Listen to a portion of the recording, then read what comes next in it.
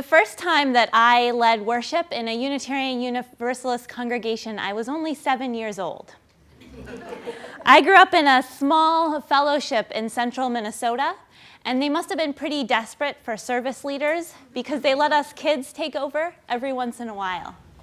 And I have these strong, positive memories of that time, of leading guest at your table skits and helping the congregation to create crafts to put on our Christmas tree up at the front of the room. It was a moment when I was not just going to church, I was actually a part of creating church. In that moment, whatever small the piece was that I was contributing, I was a part of making church happen.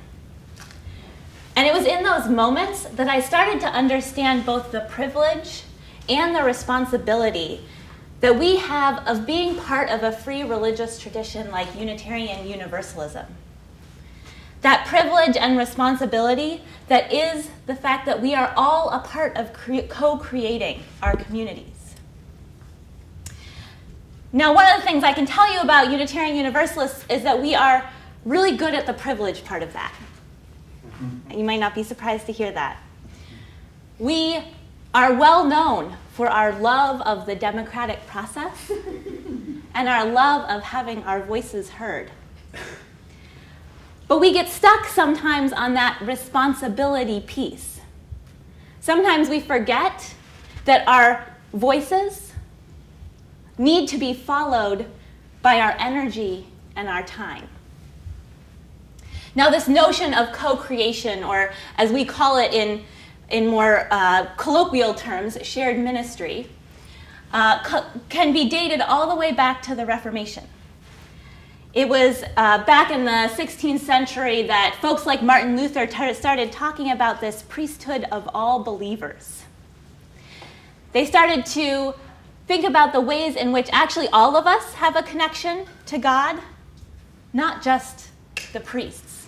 That actually all of us have access to faith, not just priests. Now, this Protestant tradition, it was the groundwork for the Puritans, which is where we came from. And it all started with a group of religious refugees, Puritan refugees from England, who settled in Dedham, Massachusetts in 1637. Now, these folks didn't have all that much in common. They didn't know each other, but they knew that they all wanted to be a part of creating a free church. And they knew that they couldn't do that alone. They knew that they needed companions on that journey.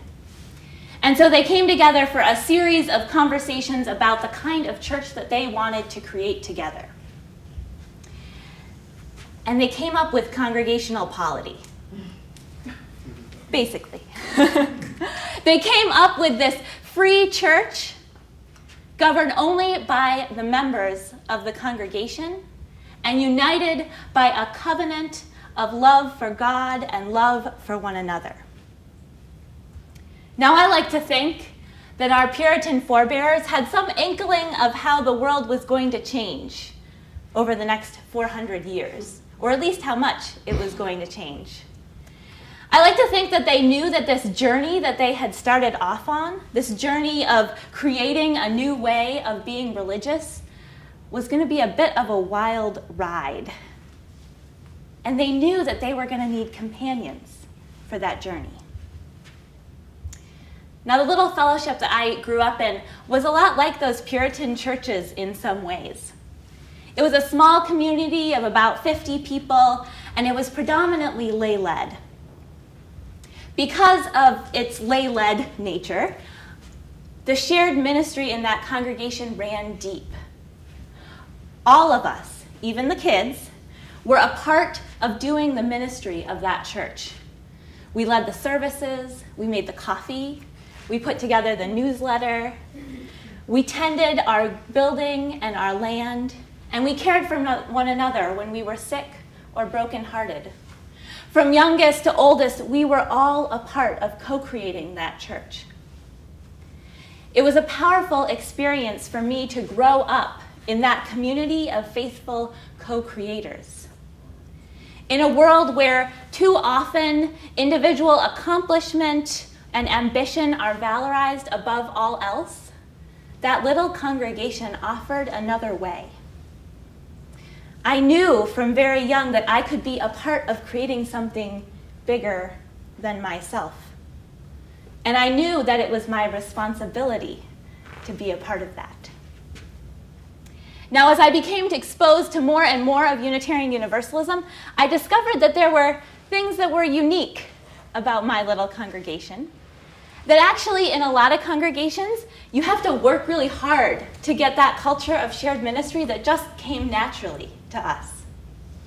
I now serve a congregation of almost 300 people in Nashua, New Hampshire, with 8 people on staff.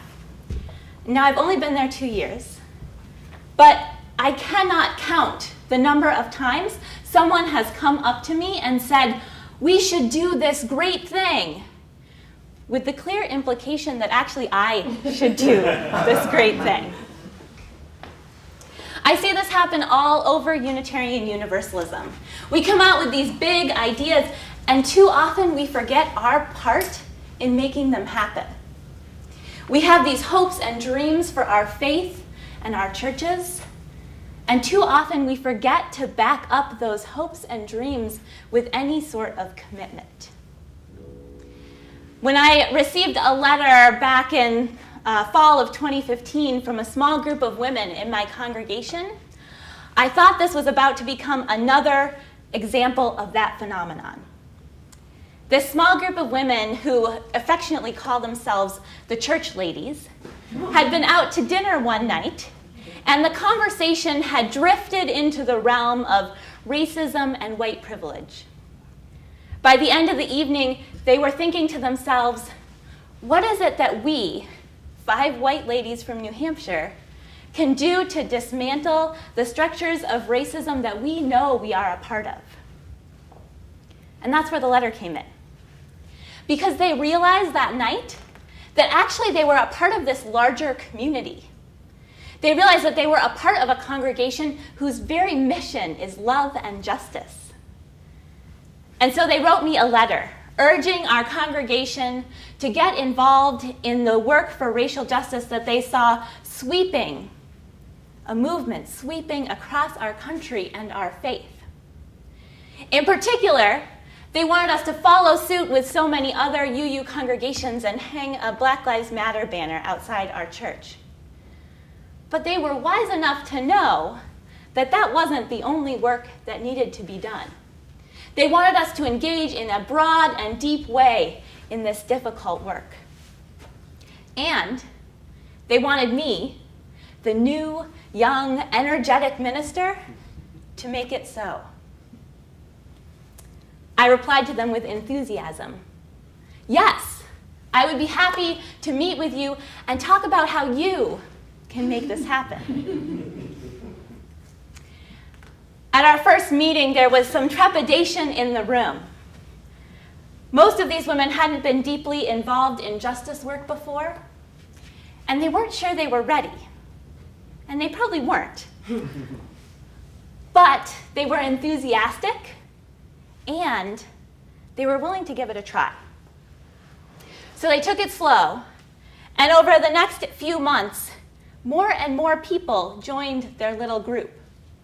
At each event that they held, they got another name or two of someone who wanted to be on their organizing team.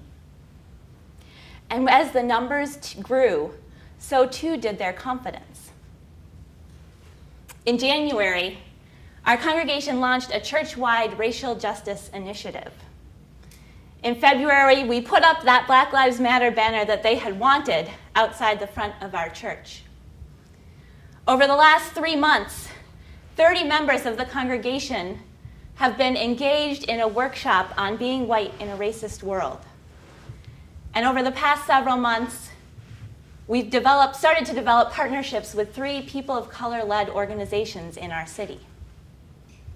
All of this because that small group of church ladies were willing to take their hopes and dreams for our congregation and back them up with some commitment. Back them up with their time and energy. And I can say that they didn't do everything exactly the way I would have done it. But I also know that if I had tried to do this alone, none of it would have happened. So I think we need to be reminded, sometimes on a pretty regular basis, that we are all a part of co-creating our churches and co-creating our faith. Each of us brings unique gifts to this act of co-creation, and each of us is needed if our church is going to survive and thrive. We need one another each time we take a leap, each time we take a risk. We need one another to be there when we try and we fail and we try again until we get it right. We need one another as companions on this journey of co-creation. We need one another to build the church and the world that we dream about. Thank you.